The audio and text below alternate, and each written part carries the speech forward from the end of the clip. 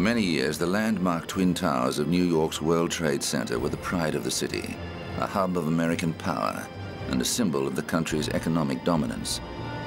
But on September the 11th, 2001, this world came crashing down when terrorists attacked both the towers in New York and the Pentagon in Washington, D.C.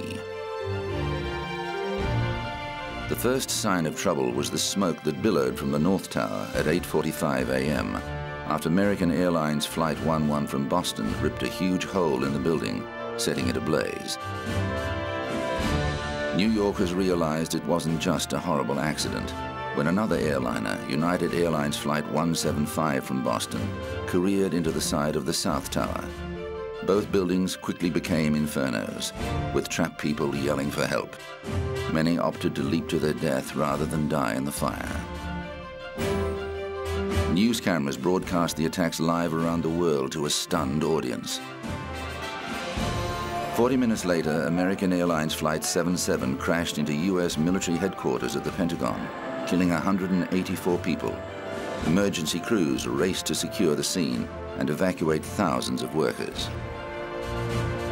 A fourth hijacked jet crashed into a field in Somerset County, Pennsylvania.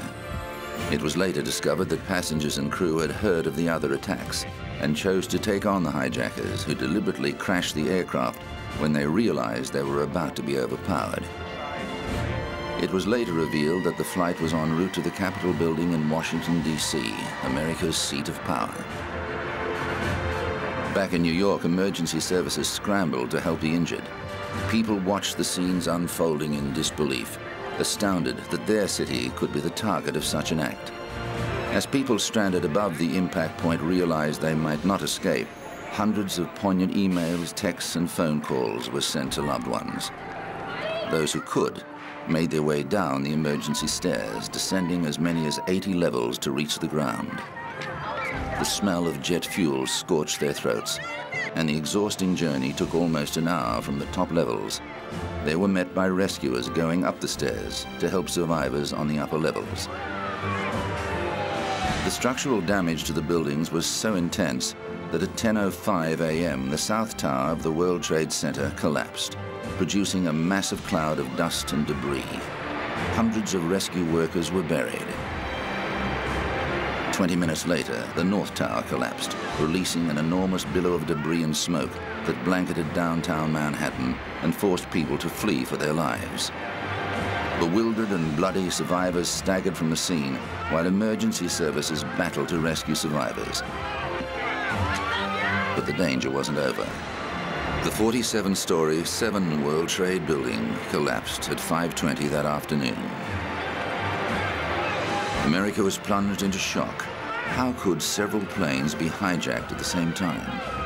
Who was responsible for carrying out the attacks? And why would anyone set out to kill and injure so many innocent people? U.S. authorities identified the hijackers as supporters of Osama bin Laden's Al-Qaeda network, blamed for attacks on American interests around the world, from embassies in Africa to the USS Cole in Yemen. Investigators established that a total of 19 hijackers on 4 planes carried out the intricate, well-financed plan to attack America at its core. Knowing they were likely to die in the hijackings, the men made little attempt to cover their tracks.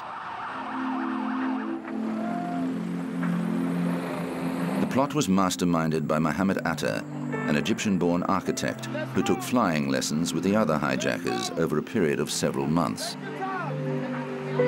They were mostly Saudi-born middle-class men who had become radicalized due to their anger at U.S. policy in the Middle East. The terrorists were groomed by Al-Qaeda, an extremist organization founded by Saudi millionaire Osama bin Laden, who provided the $500,000 required to carry out the attacks.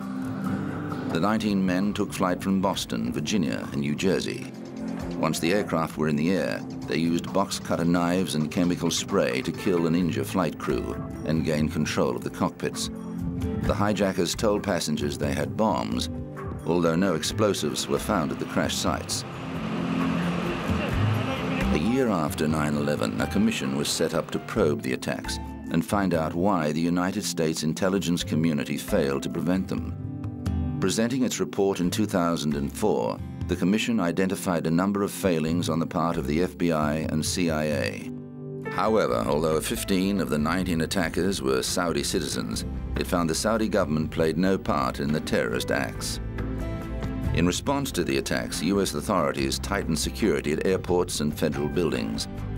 But some people reacted hysterically, with reports of Muslim travelers being victimized and people accosted by security for just reading books with the word fundamentalism in the title. Nearly 3,000 people died on September 11, including more than 400 emergency workers, but only 1,600 people could be positively identified. Thousands more were injured.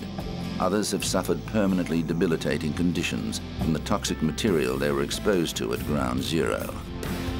A memorial designed by architect Michael Arad, made up of reflecting pools and a forest of trees, will be built on the site of the towers to honor those who lost their lives in the attacks. There's no doubt September 11 is a day that the world will never forget.